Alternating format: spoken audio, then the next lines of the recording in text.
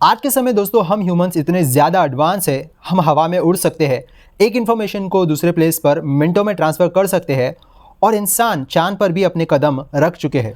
लेकिन क्या पृथ्वी पर ऐसा पहली बार हुआ है कि जीवन इतना एडवांस हो पाया है जो कि आज हम ह्यूमंस है। आज के समय दोस्तों हम ह्यूमंस एक इंडस्ट्रियल सिविलाइजेशन है, या फिर हम इंसानों से भी पहले ऐसी एडवांस इंडस्ट्रियल सिविलाइजेशन रह चुकी होगी हमारे पृथ्वी पर, जिनके बारे में आज हमें पता नहीं है। दोस्तों ये सारे सवाल जो हमें सोचने पर मजबूर करते हैं निकल के आते हैं सिल्यूरियन हाइपोथेसिस से। ये वर्ड सिल्यूरियन को लिया गया है एक ब्रिटिश की साइंस फिक्शन सीरीज से जिसका नाम डॉक्टर हू था, और उस शो में एक एपिसोड था जिसमें एक ऐसे ही स्पीशीज को दिखाया गया है जो इंसानों से पहले अर्थ पर जिया करती थी। फिर बाद में वो पृथ्वी के अंदर चले गए हाइबरनेशन में अपने आप को क्लाइमेट चेंज से बचाने के लिए। लेकिन कई मिलियन ईयर्स बाद जब ह्यूमंस जमीन पर बढ़ने लगे और एडवांस होने लगे, तब ह्यूमंस के इंडस्ट्रियल वर्क के चलते सिल्यूरियंस हाइबरनेशन से उड़ गए और वापस से अर्थ पर रिक्लेम करने के लिए बाहर आते हैं। इस स्पीशीज को सिल्यूरियंस का नाम दिया गया है इस शो में, और ये थॉट एक्सपेरिमेंट पर जो हाइपोथेसिस बनाई गई है इसका आइडिया वहां से ही निकल के आया है। इस हाइपोथेसिस को सामने रखने वाले ये दो बंदे थे, एडम फ्रैंक और गेविन शामिड। दोस्तों आज तक हमें कोई भी ऐसा एविडेंस नहीं मिला है कि ऐसी एडवांस सिविलाइजेशन हम ह्यूमन से पहले भी एग्जिस्ट किया करती थी। एडम और गेविन भी डाउट करते हैं कि कोई भी इतनी एडवांस सिविलाइजेशन रही होगी पास्ट में जो ह्यूमंस जितनी ही एडवांस थी, और वो ये भी एक्सेप्ट करते हैं कि ये थ्योरी बस उनके ही थॉट पर बनाई गई एक हाइपोथेसिस है। लेकिन वो इनडायरेक्टली हम ह्यूमंस के एबिलिटी पर क्वेश्चन उठाना चाहते हैं कि अगर ऐसी कोई भी सिविलाइजेशन एग्जिस्ट कर रही होगी पास्ट में, तो क्या हम ह्यूमंस आज इतने एडवांस है जिसे हम पता लगा पाए कि ऐसी सिविलाइजेशन वाकई में पास्ट में एग्जिस्ट करती थी। लेकिन है तो ये हाइपोथेसिस बस एक थॉट एक्सपेरिमेंट। लेकिन चलिए दोस्तों जानते हैं कि ऐसे कौन से आर्ग्यूमेंट्स है जो सामने रखे जाते हैं इस हाइपोथेसिस को सपोर्ट करने के लिए, या फिर मैं यूं कहूं तो ऐसे कौन से एविडेंस है जिन पर हमें नजर डालनी चाहिए एक ऐसी सिविलाइजेशन को ढूंढने के लिए। देखो दोस्तों ये तो बड़ी सिंपल सी बात है, हम सब आज के समय एक इंडस्ट्रियल सिविलाइजेशन है और हमारी जितनी भी टेक्नोलॉजी चल रही है वो सब किसी ना किसी पावर के जरिए ही चल रही है। जैसे कि हमारी गाड़ियां पेट्रोल और ऑयल पर चल रही है, हमारी टेक्नोलॉजी इलेक्ट्रिसिटी पर चल रही है।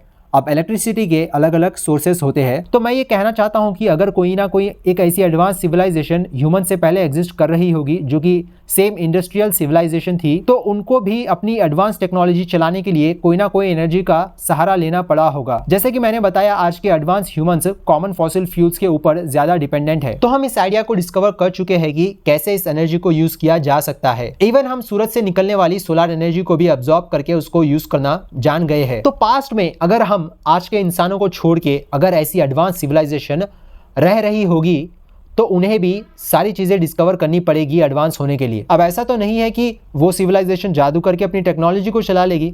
सो कोई भी सिविलाइजेशन को एडवांस बनने के लिए एनर्जी को फर्स्ट डिस्कवर करना होगा। चलिए जानते हैं कि आज के समय जो हम most common fossil fuels use करते हैं, फॉसिल कार्बन को जमीन से एक्सट्रैक्ट करके, जैसे कि ऑयल, नेचुरल गैस और पेट्रोल हो गया जो एनर्जी का सोर्स है, वो कब बनना चालू हुआ था हमारे धरती पर। दोस्तों इस चीज की शुरुआत हुई थी हमारे धरती पर 350 मिलियन ईयर्स पहले। इस पीरियड को कार्बोनिफेरस पीरियड का नाम दिया गया है। यह समय पर दोस्तों हमारी धरती पर डायनासोर्स भी एग्जिस्ट नहीं करते थे, और आज के समय जो हम फॉसिल कार्बन, फॉसिल फ्यूल्स को यूज कर रहे हैं वो उसी समय से बनना चालू हो गया था। अब ऑब्वियस सी बात है, डायनासोर से पहले एलियंस तो हमारे धरती पर फॉसिल कार्बन को हमारे धरती पर छोड़ के नहीं गए होंगे। डायनासोर से पहले भी हमारे धरती पर अलग अलग तरह के पेड़ और जंगल हुआ करते थे, अलग अलग जानवर हुआ करते थे डायनासोर से पहले भी। उनके मरने के बाद ही इनकी डेड बॉडी ज़मीन में जाके डिपॉजिट हुई होगी, और बाद में इनसे ही फॉसिल कार्बन कहीं मिलियन ईयर्स के बाद फॉर्म होने लगा होगा, थैंक्स टू देम, जो आज हम यही एक्सट्रैक्ट करके यूज कर रहे हैं। सो आप अभी मेरे बात को गौर से सुनिए और आप ही सोच के देखिए। फॉसिल कार्बन जो डायनासोर्स के पहले ही फॉर्म होना चालू हो गया था 350 मिलियन ईयर्स पहले, इतने समय बाद, और इस पीरियड के बाद डायनासोर्स आए और वो एक्सटिंक्ट भी हो गए, और हम आज के ह्यूमंस यानी कि होमो सेपियंस को एमर्ज हुए बस 3 लाख साल ही हुए हैं। इस 3 लाख साल के सफर में बस हमने 300 साल पहले ही यानी कि 70s में ही धीरे धीरे कार्बन फ्यूल्स को यूज करना सीखा है। लॉजिकली सोच के देखिए दोस्तों, एक स्पीशीज को इतना समय लगा इतनी एडवांस बनने के लिए, तो मान लो अगर कोई स्पीशीज हमारे जितनी ही एडवांस थी अर्थ पर, तो उनको डायनासोर से पहले का ही समय मिला होगा इस फॉसिल कार्बन को ज़मीन से निकाल के यूज़ करने के लिए, जो कि इम्पॉसिबल है क्योंकि डायनासोर से पहले तो कोई भी ह्यूमंस एग्जिस्ट नहीं करते थे। या फिर चलो हम ये कहते हैं कि डायनासोर से पहले कोई एडवांस सिविलाइजेशन बनी होगी और हमें पता नहीं लगा। तो सुनो, 350 मिलियन ईयर्स पहले कार्बोनिफेरस पीरियड हुआ था, वही समय जब कार्बन फॉसिल बनने लगा, और बस इस पीरियड के 100 मिलियन साल बाद डायनासोर्स धरती पर इमर्ज होने लगे। यानी डायनासोर्स का दबदबा हमारी धरती पर 250 मिलियन ईयर्स पहले ही फैलने लगा। अगर कोई हम ह्यूमंस जैसी एडवांस स्पीशीज अगर एडवांस बनी होगी डायनासोर से पहले, तो बस उनको कार्बोनिफेरस पीरियड के बाद का 100 मिलियन ईयर्स का समय मिला होगा। लेकिन यहाँ पर एक कैच है दोस्तों, अगर इस समय ह्यूमंस जैसी कोई एडवांस स्पीशीज हुआ भी करती थी, सोच के देखिए फिर डायनासोर्स इतनी फ्रीडम के साथ इतने बड़े बड़े कैसे होने लगे धरती पर। आज के समय आप हमारा ही एग्जाम्पल ले लीजिए, हम इतने एडवांस है और धरती पर फैलते जा रहे हैं, तो दूसरे एनिमल्स का नंबर कम होते जा रहा है।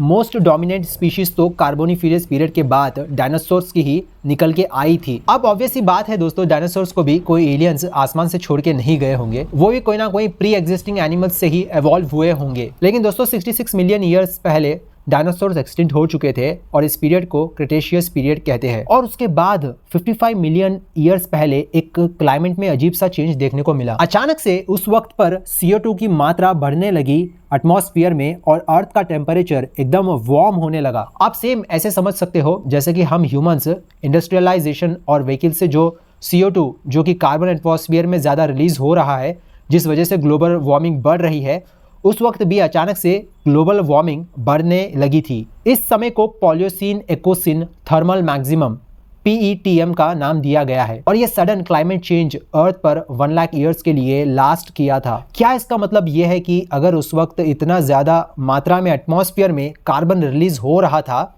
इसका मतलब कोई ना कोई कार्बन फ्यूल्स को बर्न कर रहा था, जस्ट लाइक जैसे हम ह्यूमंस आज के समय कर रहे हैं। और आज के समय हम जानते ही है कार्बन ज़्यादा रिलीज होने की वजह से ग्लोबल वार्मिंग कितनी बढ़ते जा रही है। वेल दोस्तों, हम एग्जैक्टली ऐसा नहीं कह सकते कि उस वक्त पर कोई हमारी तरह कार्बन यूज़ कर रहा था और एटमॉस्फेयर में रिलीज़ कर रहा था, उस वजह से ही ग्लोबल वार्मिंग बढ़ने लगी थी। एक्सपर्ट्स के पास एक दूसरा एक्सप्लेनेशन है उस समय में जो पॉसिबली हुआ होगा। हो सकता है कि उस वक्त अर्थ पर वॉल्केनिक एक्टिविटी बढ़ गई होगी, जिससे एटमॉस्फेयर में ज़्यादा मीथेन और कार्बन डाइऑक्साइड फैलने लगा। अब दोस्तों अगेन इस बात का भी एक्सपर्ट्स के पास कोई सबूत नहीं है कि PETM जो 1 लाख साल तक चला था, इस वक्त पे कोई ह्यूमंस जैसी प्रजाति जिंदा रही होगी या फिर एग्जिस्ट भी कर रही थी होगी। सो ये कहना थोड़ा मुश्किल है कि जो कार्बन उस वक्त रिलीज हो रहा था उसके पीछे कोई बायोलॉजिकल ह्यूमंस थे या फिर कोई बायोलॉजिकल स्पीशीज थी। लेकिन ये बात ज़रूर है उस वक्त छोटे छोटे short bodied ape like creatures ज़रूर थे, क्योंकि 85 मिलियन ईयर्स पहले से ही एप्स पृथ्वी पर इमर्ज होना चालू हो गए थे। और इवन आज के समय हम इंसान भी इतने ज़्यादा दुनिया में फैलने के बाद भी बहुत ही स्मॉल परसेंटेज ऑफ लैंड को टेक्नोलॉजी से भर पाए हैं। सो ये कोई बड़ी बात नहीं है कि एक समय पर हमारा भी सबूत मिट जाएगा, हमारी टेक्नोलॉजी का सारा सबूत जमीन में दफन हो गया होगा। क्योंकि जैसा कि हम जानते हैं कि अर्थ पर कॉन्टिनेंट शिफ्ट होते रहते हैं, एक बड़ा चेंज आते रहता है over the millions of years. So हम ह्यूमंस को आज के समय से ही कुछ ऐसे अच्छे मेथड्स को खोज निकालना होगा,